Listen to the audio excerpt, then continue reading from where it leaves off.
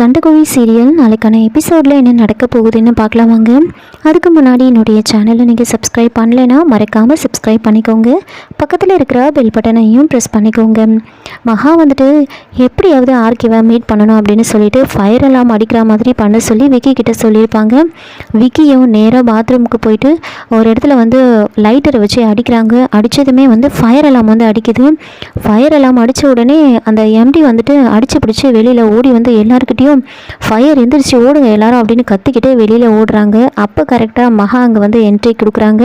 Hello hello sir, எங்கே ஓடுறீங்க, நில்லுங்க அப்படின்னு சொல்ல, அப்போது அந்த எம்டி வந்துட்டு இதெல்லாம் உன்னோட வேலை தானா, நீ தான் ஃபயர் லாக்கை ஆன் பண்ணியா அப்படின்னு கேட்குறாங்க. ஆமாம், நான் தான் பண்ணேன்.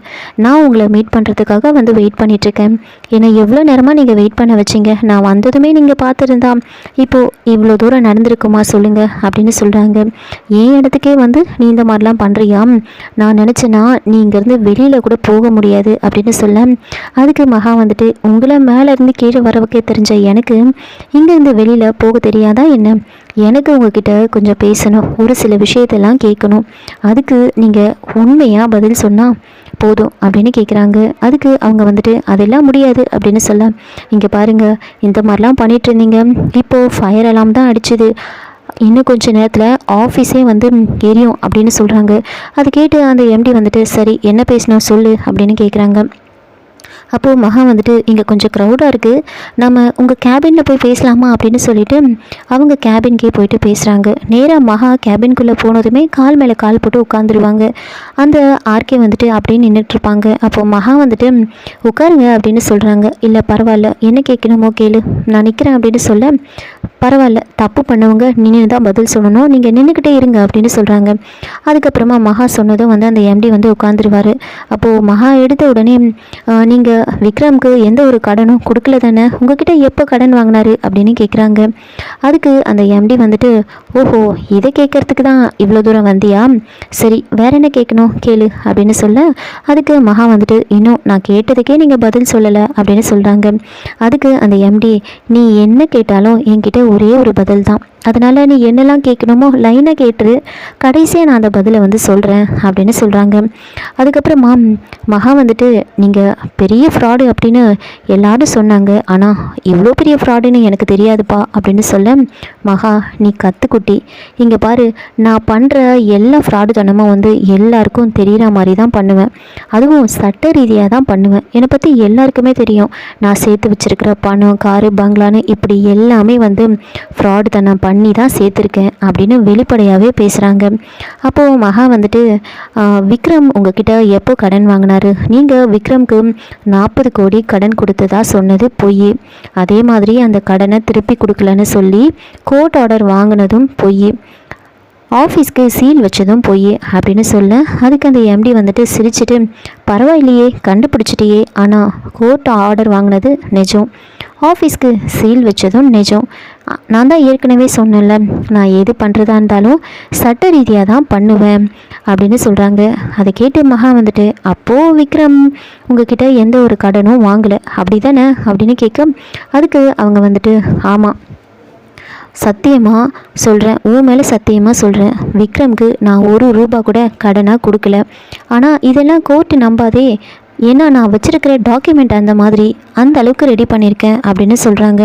இது கேட்டதுமே மகா வந்துட்டு ச்சே, நாம் இதை ரெக்கார்ட் பண்ணுற மாதிரி எதையும் கொண்டு வராமல் போயிட்டுமே அப்படின்னு யோசிச்சுக்கிட்டு உட்காந்துட்டு இருக்கேன். அதுக்கு எம்டி வந்துட்டு என்ன மகா என்ன யோசிக்கிற நீ, இதை ரெக்கார்ட் பண்ண முடியாமல் போச்சே, இதை ஒரு எவிடன்ஸாக நாம் வச்சுருக்கலாமே அப்படின்னு தானே யோசிக்கிறேன் அப்படின்னு சொல்கிறாங்க. நீ எல்லாம் கற்றுக்குட்டி, உன் மைண்ட் வாய்ஸை நான் எப்படி கேட்ச் பண்ண பார்த்தியா, அதான் இந்த ஆர்கே அப்படின்னு சொல்கிறாங்க. அப்போது மகா வந்துட்டு ரொம்ப டென்ஷனாக வந்து உட்காந்துட்ருப்பாங்க.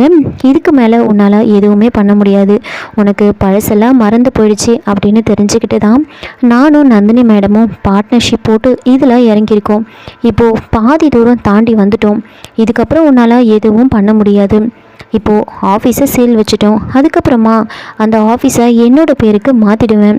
நீ 4 மணிக்குள்ளே இல்லை 4 வருஷம் ஆனாலும் உன்னால் விக்ரம் என்கிட்ட எந்த ஒரு கடனும் வாங்கலை அப்படின்னு நிரூபிக்கவே முடியாது. ஏன்னா என்கிட்ட இருக்கிற டாக்குமெண்ட்ஸ் அந்த மாதிரி அப்படின்னு சொல்கிறாங்க. நீ தேவையில்லாமல் இங்கேருந்து டைம் வேஸ்ட் பண்ணுறதை விட்டுட்டு இங்கேருந்து கிளம்பி போ அப்படின்னு சொல்லிவிட்டு அந்த ஆர்கே வந்துட்டு அங்கேருந்து வெளியில் வந்துடுவாங்க. நான் ரொம்ப பிஸி, நான் வெளியில் போகணும் அப்படின்னு சொல்லிட்டு வெளியில் வந்துடுறாங்க. வெளியில் வந்ததுமே வந்துட்டு அங்கே நந்தினி வந்துட்டு ஆர்கேக்கு கால் பண்ணுறாங்க. கால் பண்ணி பேசுகிறாங்க. என்ன நான் சொன்ன மாதிரி இந்த மகா வந்தாளா அப்படின்னு கேட்குறாங்க. அதுக்கு அந்த ஆர்கே வந்துட்டு நீங்கள் சொன்ன மாதிரியே வந்தா அப்படின்னு சொல்லி நடந்த எல்லா விஷயத்தையுமே சொல்கிறாங்க. என்ன இது உங்ககிட்ட இப்படியெல்லாம் பண்ணியிருக்காளா, நீங்கள் அதுக்கு எந்த ஒரு பதிலடியும் கொடுக்கலையா அப்படின்னு கேட்க, இங்கே பாருங்கள் மேடம், நாங்கள் எதையுமே வந்து உடனே திருப்பி பதிலடி கொடுக்க மாட்டேன், கொஞ்சம் பொறுமையாக இருந்து தான் அவங்களுக்கு பயங்கரமான ஒரு பதிலடி கொடுப்பேன் அப்படின்னு சொல்கிறாங்க.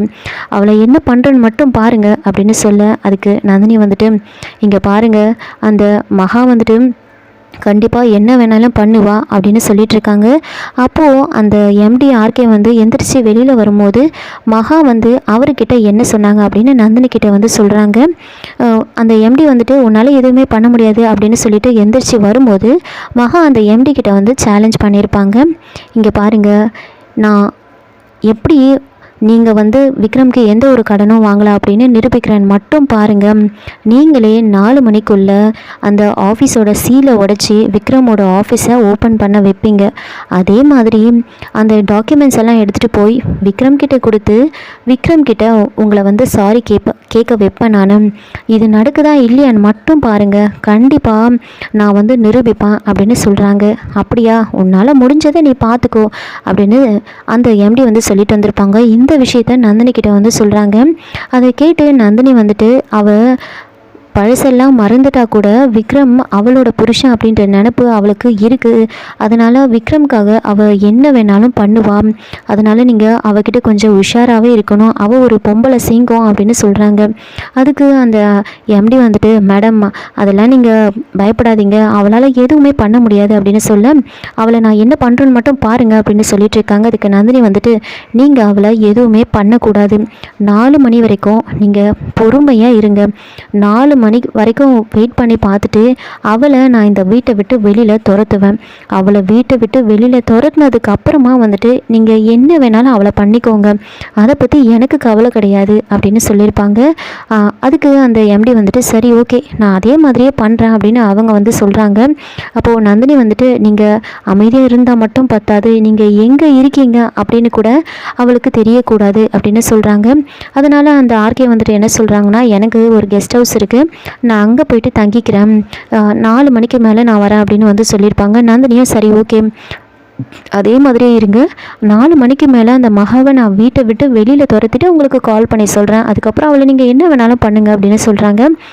இன்னொரு பக்கம் விக்கி மகாவும் ஆஃபீஸை விட்டு வெளியில் வந்திருப்பாங்க. அப்போது மகா வந்துட்டு என்ன பண்ணலாம், எப்படி வந்து இதை வந்து கண்டுபிடிக்கலாம் அப்படின்னு விக்கி கிட்ட ஒரு பிளானை வந்து சொல்கிறாங்க.